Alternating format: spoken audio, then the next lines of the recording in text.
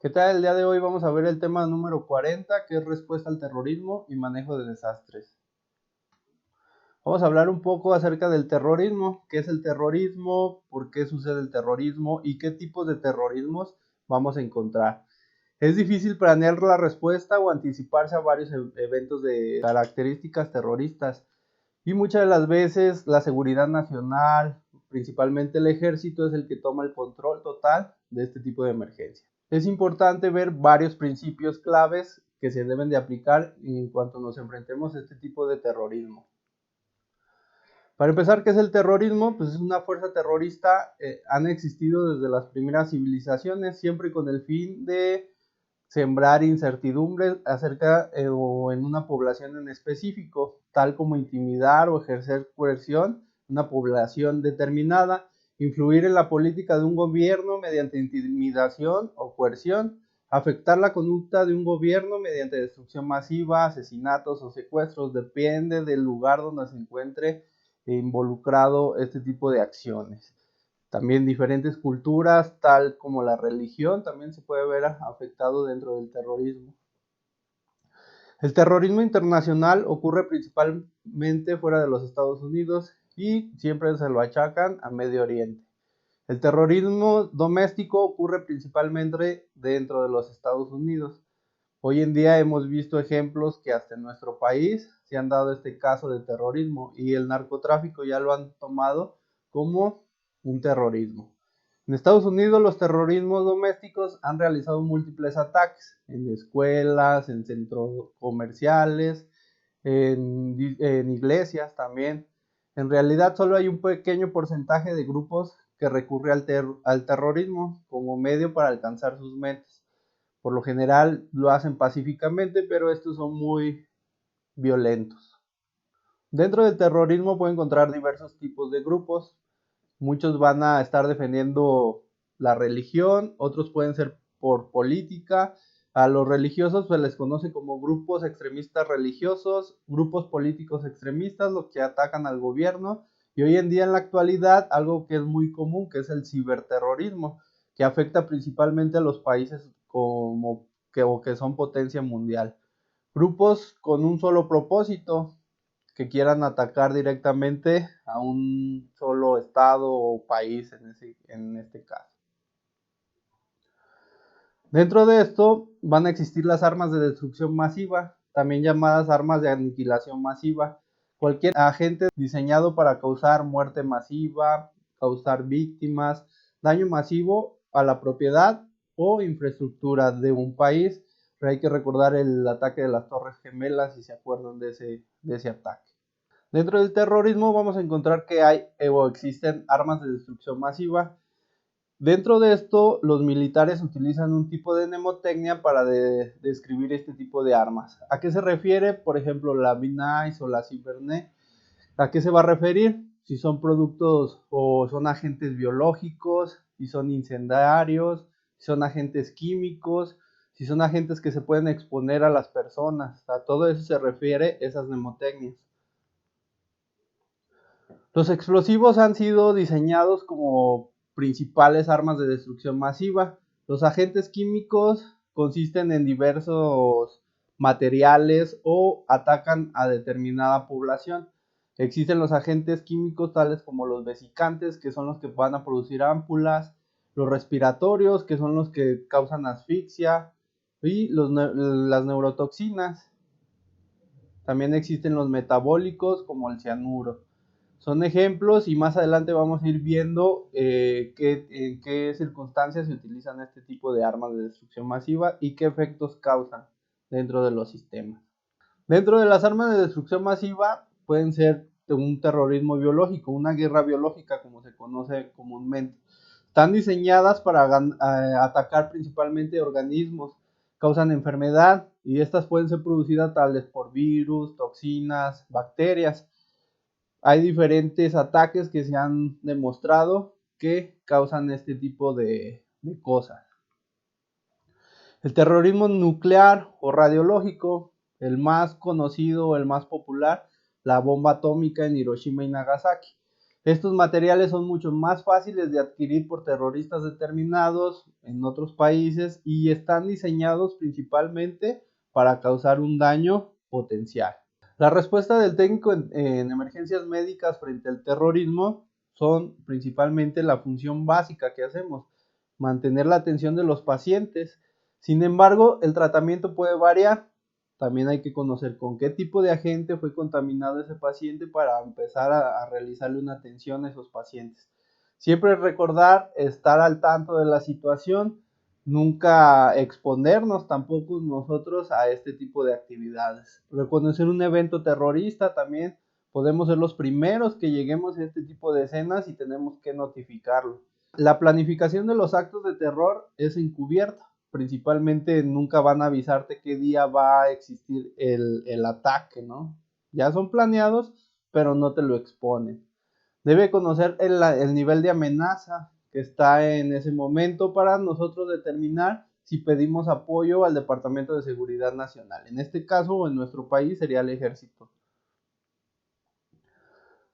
El Sistema Nacional de Asesoramiento sobre el Terrorismo, por sus siglas en inglés, NTAS, las alertas se presentan mediante este sistema. Nosotros como tal, pues no tenemos este sistema, lo tenemos con el Ejército y a su vez ellos plantean un plan de desastre como tal.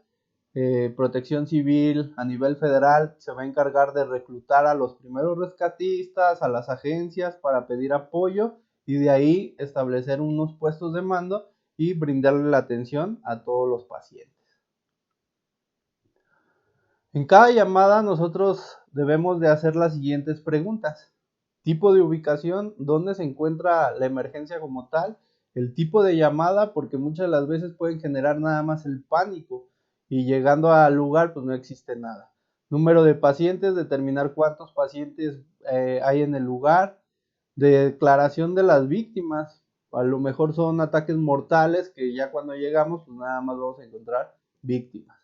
Indicadores previos al incidente, ¿no? Si hubo amenazas, si ya hay un plan de contingencia como tal para este tipo de situaciones. Acciones de respuesta que debemos de tomar, como siempre ha sido, primero nuestra seguridad de la escena. Siempre estacionar los vehículos a una distancia segura. Si yo veo que todavía sigue el incidente, pues sí, pararlo un poco antes. Esperar al personal de la policía para que ellos te puedan brindar el acceso y te indiquen dónde están las víctimas. Si tienen alguna duda, mejor no entrar. Siempre hay que entrar con seguridad. Si no estamos seguros, ¿y para qué? Nos podemos convertir en otras víctimas. El mejor lugar donde nos podemos ubicar siempre va a ser contra el viento y a una mayor altura para estar viendo todo el incidente, donde se localiza el incidente. Dispositivos secundarios que pueden utilizar, explosivos adicionales colocados para explotar después de una bomba inicial. También hay que tener en consideración esto, no nada más va a ser un ataque, pueden ser varios ataques o en diferentes zonas. Siempre tenerlo muy en consideración cuando ocurran este tipo de emergencias. Dentro de las acciones que vamos a hacer, pues primero ver todo el incidente, todo el entorno, cómo se encuentra. Dentro de las acciones de respuesta que debo de tener, siempre hay que tener en consideración una cosa. Nosotros tenemos que ser conscientes de que podemos ser los primeros que lleguemos a este tipo de escenarios. Siempre hay que tener un poco de certeza a qué me voy a enfrentar, a qué agente puedo estar expuesto. A lo mejor yo desconozco a la gente que está expuesto, pues me voy a retirar de la zona. En México podemos echar mano de la guía GREC, que es la guía de respuesta en emergencias. Ahí va a especificar qué producto es el que se está derramando, qué contaminante, con qué se puede atacar o con qué no se debe de atacar. Es importante conocerla y por norma oficial mexicana todas las unidades de emergencia deben de tener a bordo una guía GREC.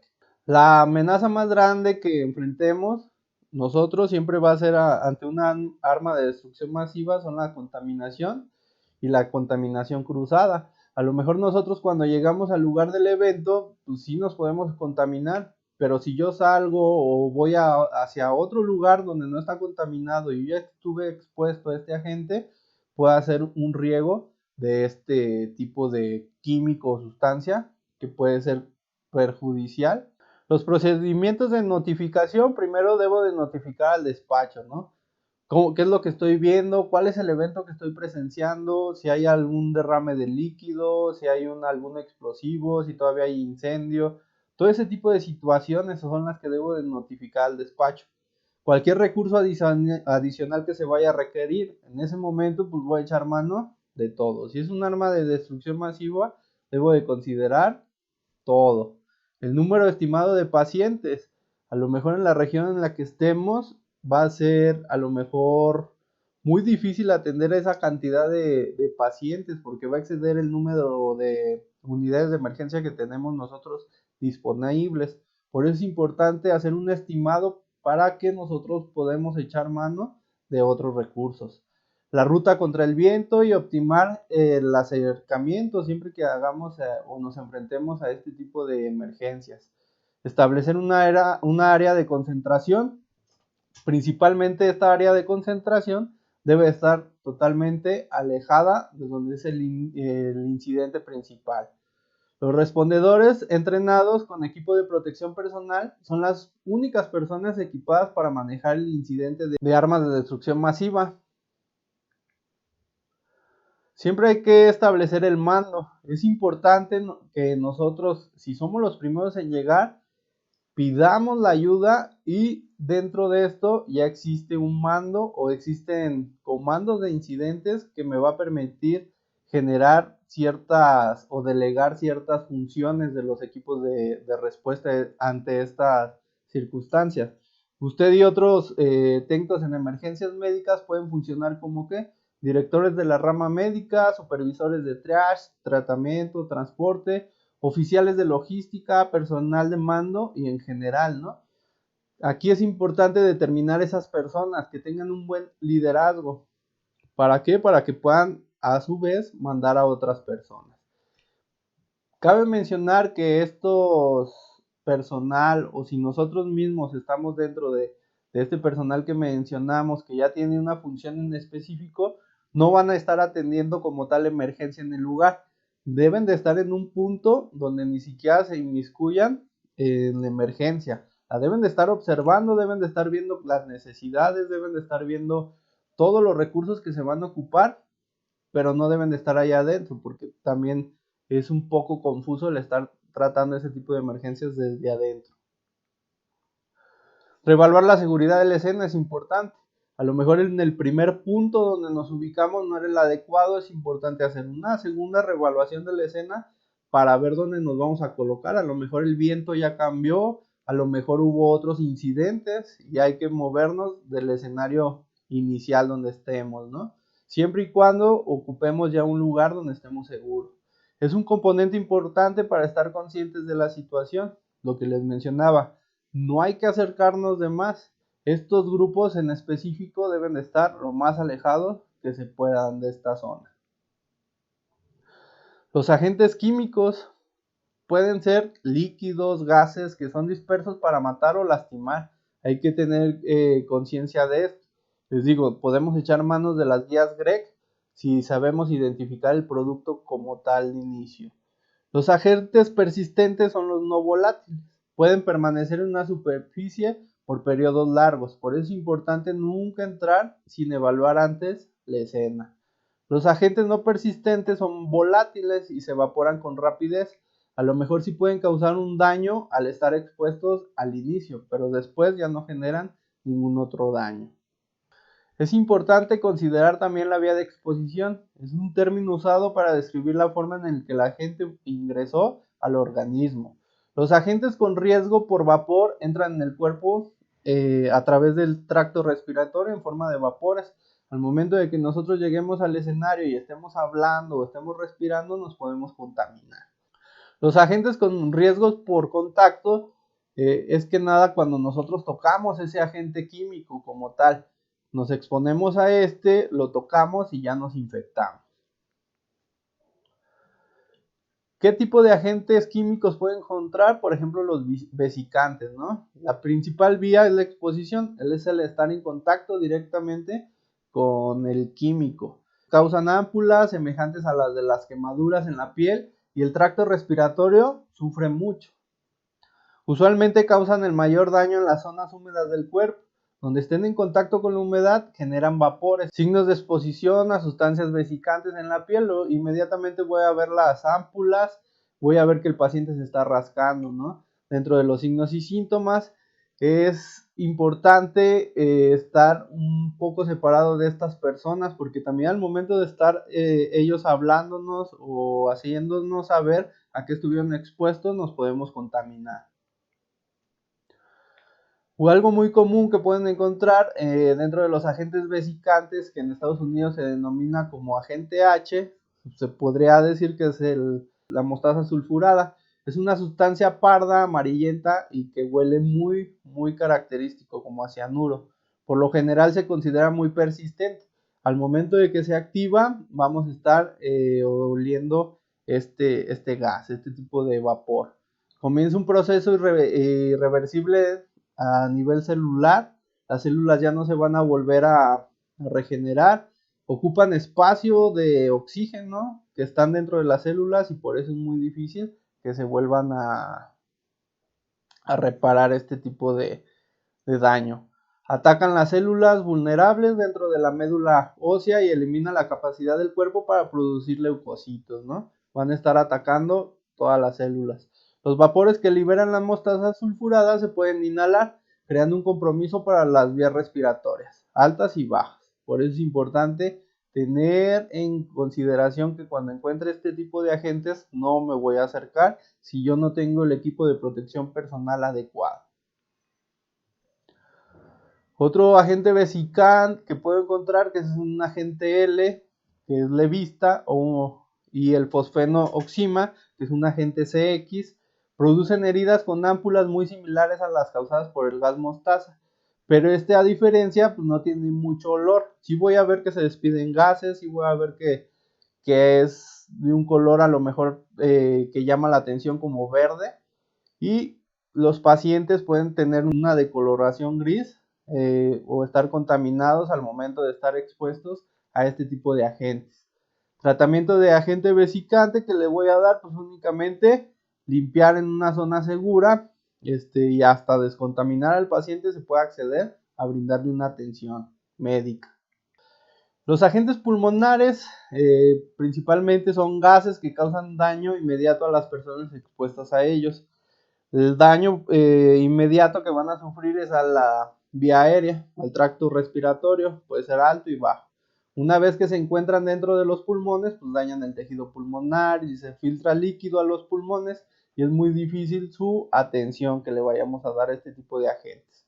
Se desarrolla edema pulmonar resultando una dificultad respiratoria debido a la alteración importante del intercambio de los gases, ya que muchas de las veces estos agentes ocupan ese espacio de oxígeno o de otro gas que tenemos dentro de los pulmones. Un agente muy común que pueden encontrar con estas características sería el cloro, primer agente químico utilizado en las guerras. Es un inicio, produce irritación de las vías aéreas altas y una sensación de sofocación.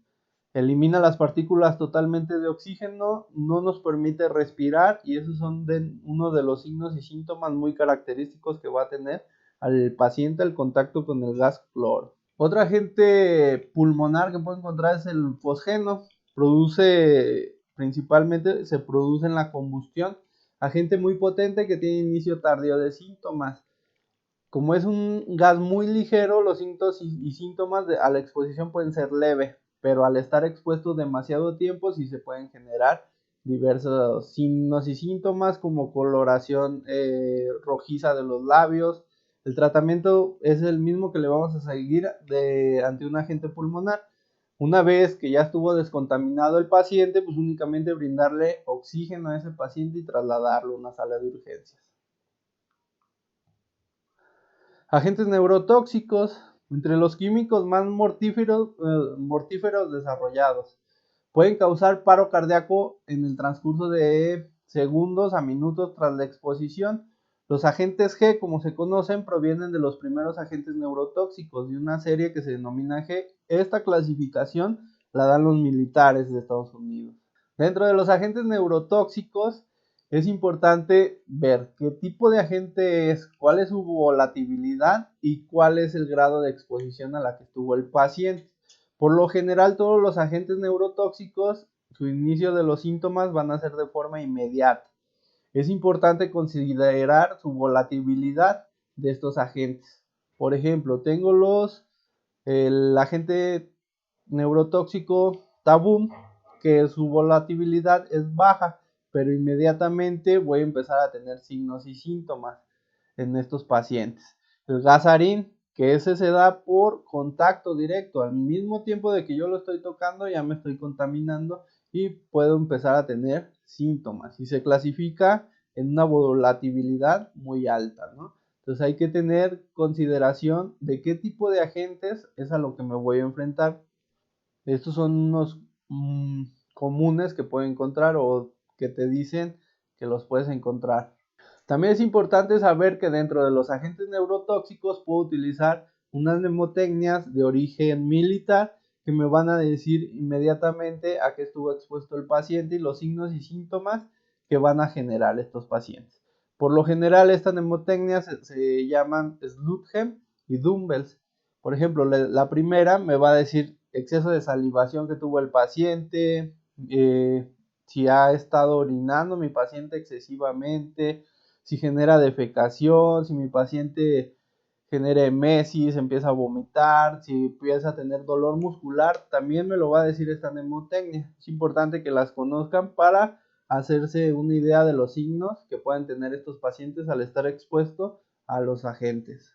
Algunos signos y síntomas que pueden encontrar con esos pacientes van a ser mareos, aturdimiento, dolores de cabeza y emesis. Es importante considerar esto para ir descartando que es otro tipo de agente, ¿no? Y el tratamiento pues, con agente de cianuro que le voy a dar es igualmente pura oxigenación y retirarlo de donde está expuesto el paciente y trasladarlo inmediatamente. Este tipo de agentes biológicos se da por medio de enfermedades. Por ejemplo, diseminación en el medio por el cual el terrorismo dispersa su agente, ¿no? Un vector de enfermedad es un animal que una vez infectado disemina este tipo de enfermedad y contagia a un gran grupo o a la población en general. La facilidad con que se pueden dispersar la enfermedad de un humano a otro se denomina comunitaria. La incubación es el lapso de tiempo que pasa en adquirir esa persona, el agente, y la aparición de los primeros signos y síntomas. Un agente biológico común serían los virus. Generalmente son gérmenes que requieren estar hospedados en un ser vivo y estos a su vez empiezan a acumularse en las células que se encuentran bien y estas replican ese tipo de virus. Pueden estar viviendo dentro de una persona sin tener signos y síntomas y después pueden pasarse a otro ser vivo también. Un tipo de virus que puedo encontrar es la viruela, que es altamente contagiosa.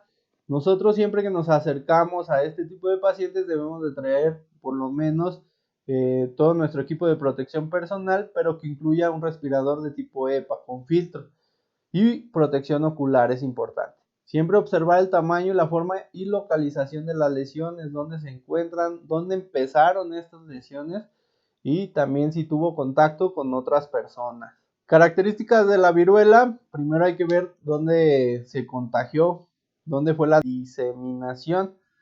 También si estuvo en contacto con otras personas, si el contagio nada más va a estar ahí o se puede dispersar a distintas personas. La vía de ingreso, si fue por contacto directo con las ámpulas, si empezó a toser, tuvo contacto con secreciones del paciente. Los signos y síntomas, el principal o más característico, la fiebre y las ámpulas, ¿no? Y el tratamiento médico. Y el tratamiento prehospitalario se enfoca nada más en el ABC y tener nuestro equipo de protección personal. Otro virus que puede encontrar son las fiebres hemorrágicas víricas.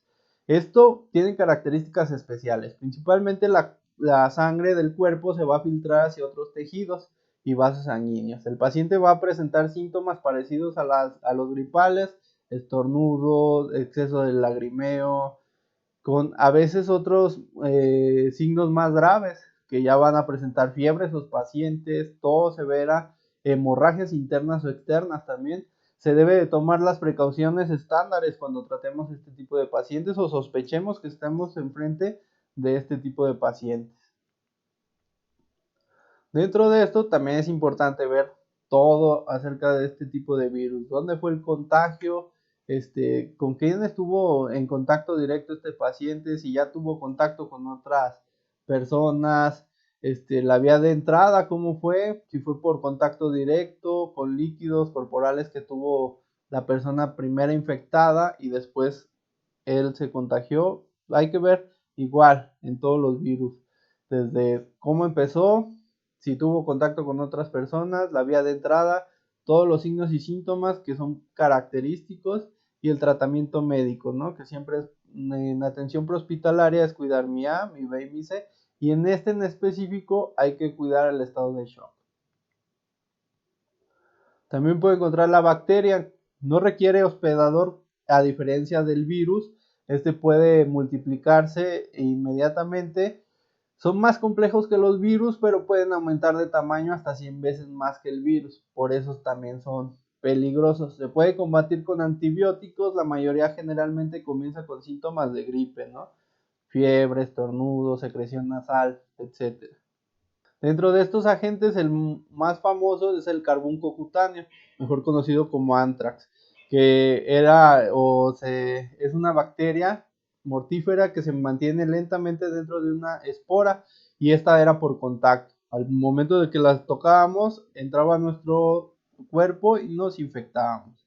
Las vías de ingreso son por inhalación, pueden ser cutáneas y gastrointestinal también. El carbunco pulmonar es el más mortífero. Se puede usar antibiótico para tratar el carbunco exitosamente. Igual que los signos y síntomas, igual que los virus, vamos a ver que nuestros pacientes empiezan como los síntomas gripales, ¿no? Escurrimiento nasal, dificultad para respirar, etc. Y el tratamiento médico, hay que ver qué es lo que le están dando. En atención prehospitalaria, igual, checar nuestro ABC y mantener la oxigenación de estos pacientes y descontaminarlos y trasladarlos. Dentro de las bacterias existe también algo que se creó hace bastante tiempo, por ejemplo la peste, ¿no? Que eran vectores naturales, tales como ratones y pulgas. Dentro de las pestes bubónicas infectaba el sistema linfático y creaba los bubones. El signo principal vamos a encontrar las ámpulas, pero ya necrosadas, de ese tamaño las podemos encontrar. También pueden generar infección pulmonar que resulta de la inhalación al estar expuesto a este tipo de pestes, tanto de ratones como pulgas. Y estos son los signos y síntomas que voy a encontrar con el paciente. Generalmente estos serían los signos que voy a ver de los pacientes que han estado en contacto con este tipo de peste. En el lado izquierdo podemos observar la inflamación abajo de la axila que se ve inflamada, pues esos generalmente se conocen como bubones. Igual que en los otros, hay que ver desde cómo estuvo expuesto el paciente, si ya estuvo con otros pacientes, con qué tipo de bacteria se contaminó este paciente, cuánto tiempo estuvo el paciente expuesto a esto, ya sea por inhalación o por contacto directo. Los signos y síntomas aquí ya van a cambiar un poco. Voy a ver mi paciente que tiene fiebre, que tiene cefalea, dolor en abdominal, calambres, tipo espasmos. Y el tratamiento médico que le voy a dar es únicamente proveer soporte a nuestro ABC, brindarle oxígeno y trasladar al paciente. Dentro de estos también voy a encontrar las neurotoxinas, que son las sustancias más mortíferas conocidas por los humanos, ¿no? Se producen a partir de plantas, animales, marinos, principalmente generan mohos y bacterias, ¿no? La vía de ingreso es por ingestión, inhalación y aerosoles. Por eso es importante saber a qué estuvo expuesto estos pacientes. No son contagiosas y el inicio de los síntomas es más rápido. Dentro de las neurotoxinas voy a ver la toxina botulínica, que es la neurotoxina más potente que existe, producida por bacterias. Afecta la capacidad de la función del sistema nervioso. Mi paciente va a estar desorientado. El control voluntario de los músculos disminuye. Mi paciente también puede estar inmóvil, no puede tener sensación muscular. Mi paciente puede quedar paralizado y lleva principalmente a los paros cardiorrespiratorios.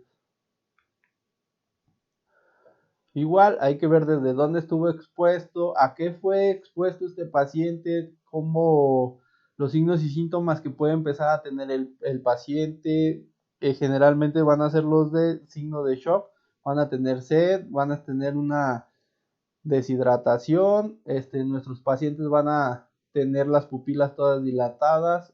Hay que ver qué tratamiento le vamos a dar, principalmente es el soporte en nuestro ABC y si hay algún tipo de exposición o hemorragia, controlarlas. Otro tipo de neurotoxina podría ser la ricina, que se obtiene al triturar la semilla del ricino, produce edema pulmonar e insuficiencia respiratoria y circulatoria que llevan a la muerte. Muy estable y en extremo tóxica. Esta se produce principalmente por una resina que se genera en un árbol. Los signos y síntomas van a empezar a tener comezón los pacientes, se pueden contaminar otros pacientes al estar expuestos también al contacto directo con este mismo, y el tratamiento que le voy a dar igual, descontaminar la zona y trasladar al paciente, brindándole soporte nuestro A, nuestro B y nuestro C. ¿Sale? Otro de las actividades que podemos ejercer nosotros como técnicos en emergencias médicas es el monitoreo de los pacientes que acuden al departamento de emergencia, instalaciones alternas que se generan para este tipo de pacientes, ya que pueden generar algún tipo de síndrome. Los pacientes con signos y síntomas que simulan influenza son particularmente importantes, ¿no? La garantía de la calidad y las operaciones del despacho necesita estar alerta de cualquier número inusual de llamadas. Ya se está generando un brote nuevo, es importante identificarlo y también dónde se localizan este tipo de llamadas de emergencia como tal. Puntos de distribución también, establecer el método necesario para la distribución masiva del antibiótico, antídotos, vacunas y otros medicamentos o provisiones, ¿no? Unos puntos de distribución, también nosotros podemos estar activos ahí como técnicos en emergencias médicas, que son estos puntos que se van a establecer para la distribución masiva de antibióticos, antivirales, vacunas y otros medicamentos o provisiones que nos puedan despachar. Existen países, por ejemplo en Estados Unidos, que hay un almacén nacional estratégico de los Centros para el Control y Prevención de Enfermedades. Los paquetes de apoyo tienen un tiempo de envío de 12 horas a cualquier lugar de Estados Unidos. Los dispositivos radiactivos o nucleares, la radiación ionizante se emite de forma de rayos o partículas, ¿no? La energía que se emite desde una fuente radioactiva fuerte de radiación puede ser alfa, beta, gamma o rayos X, ¿no? O de neutrones. El alfa es el menos dañino. ¿Por qué? Porque se extiende desde el ras del piso. Los betas son un poco más penetrantes, los rayos gamma viajan más rápido y contienen más energía. Y las partículas de neutrones son la forma más potente de radiación, ya que se van a localizar alrededor de todos nosotros. Aquí están unos ejemplos de, por ejemplo, los rayos alfa, que los puedes inmediatamente desviar hacia otro lado, teniendo una barrera de protección mínima. Los rayos beta, que puede ser hasta el mismo contacto con el cuerpo, se pueden viajar a otro sitio. Los rayos gamma o rayos X, que van a chocar con alguna pared o con algo y van a rebotar. Y los neutrones, que eso sí, van a afectar a todo nuestro alrededor.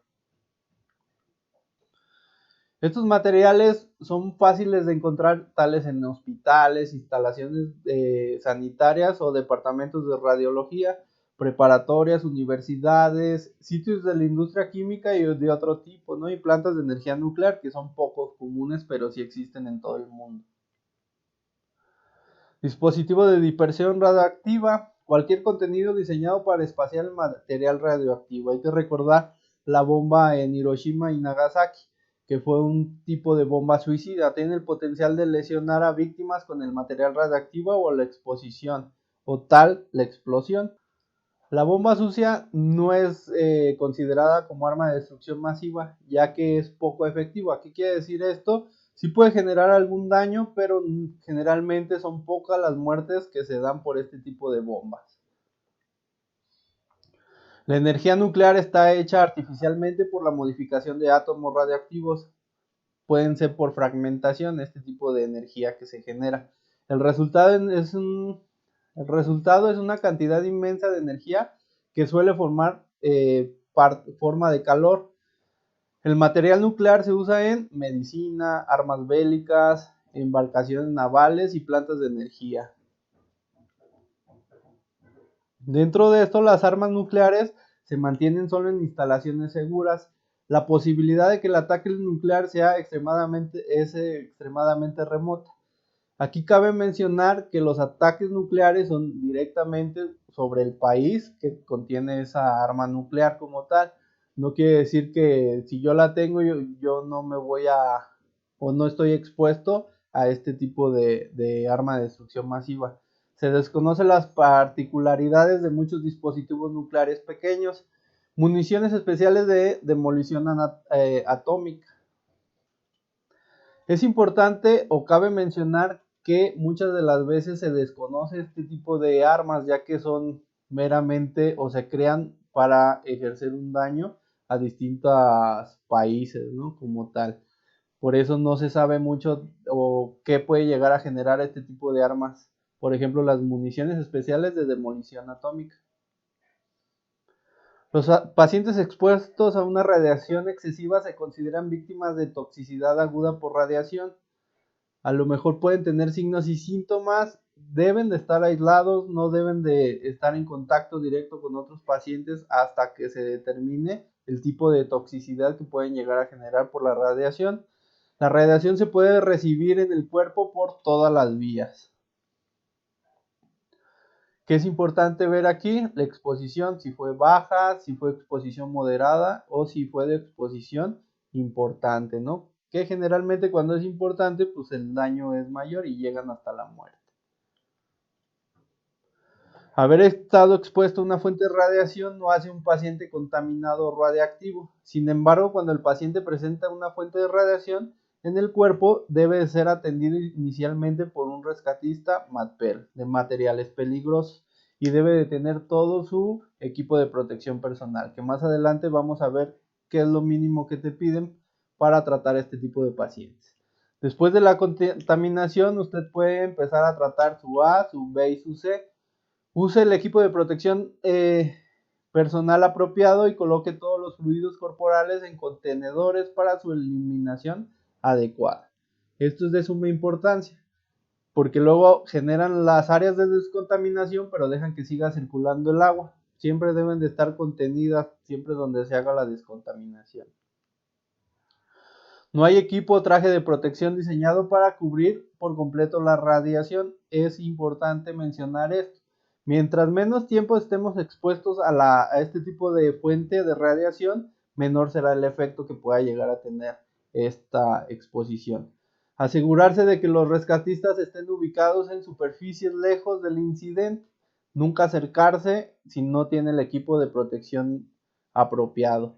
Siempre asuma que está enfrentando la forma más fuerte de radiación y utilice la protección de concreto. Los dispositivos incendiarios o explosivos son los más comunes. Los dispositivos son usados para iniciar incidentes. Se presentan de diversas formas y tamaños. Es importante identificar un objeto que crea es potencialmente dispositivo, ¿no? Si yo sospecho de que hay una bomba ahí, a lo mejor yo no tengo el conocimiento total de un arma como esta, pues no me voy a acercar. Si alguien ya me dice que es un explosivo, pues no me voy a acercar. Establezco mi área de seguridad y posteriormente pido ayuda adicional. ¿Qué puedo hacer ahí? Debo de evacuar la zona y pedir que llegue el ejército para que llegue a controlar ese tipo de emergencia. Recuerde la posibilidad de que hay un dispositivo secundario. Siempre considerarlo. A lo mejor falló uno, pero pueden tener otro plan. Como lo vimos en trauma, las lesiones primarias por explosión. Efectos directos de la onda de presión en el cuerpo. La primera explosión se observa casi de manera exclusiva en los órganos huecos. Una lesión en los pulmones causa la máxima mortalidad en estos pacientes. La lesión secundaria por explosión, las lesiones penetrantes derivadas del golpe del fragmento. No. Las lesiones secundarias, hay que recordarlo, no es directamente donde se produce la primera explosión. Son todos aquello que se vuelve fragmento y pueden dañar al cuerpo. La lesión terciaria es cuando ya el cuerpo sale lanzado y es donde va a chocar el cuerpo como tal en su entorno. La lesión cuaternaria de la explosión es cualquier otra lesión causada por esta explosión. La física de una explosión: cuando se detona una sustancia por acción de la química, o un líquido o un sólido se convierte en grandes volúmenes de gas o alta presión. Hay que recordar que muchas de las veces este tipo de dispositivos se encuentran acumulados en contenedores. Esto genera una onda expansiva esférica que va a generar la explosión como tal. Los fragmentos que suelen volar o las ráfagas veloces del aire por lo general causan traumatismos convencionales contusos y penetrantes. Los órganos huecos son los primeros que se llegan a lesionar por este tipo de explosiones, tales como el oído, los pulmones, el tubo digestivo, son los que sufren mayor daño. Y las lesiones pulmonares, pues hay que recordar que son provocadas por la onda expansiva primaria. La contusión pulmonar es la causa más común de muerte en las lesiones secundarias de una detonación, ya que se genera la explosión, se contiene el aire y como son órganos huecos, pues llegan a explotar los dos. Las lesiones neurológicas y los traumatismos cráneoencefálicos también son causas frecuentes de muerte por explosión. Las lesiones de extremidades, incluidas las amputaciones traumáticas, son frecuentes. A lo mejor al momento de que estaba caminando por la zona vino la primera explosión y muchas de las veces se generan este tipo de pérdidas. ¿Vale? Hasta aquí vamos a dejar el tema. Si tienen alguna duda, nos vemos en el foro.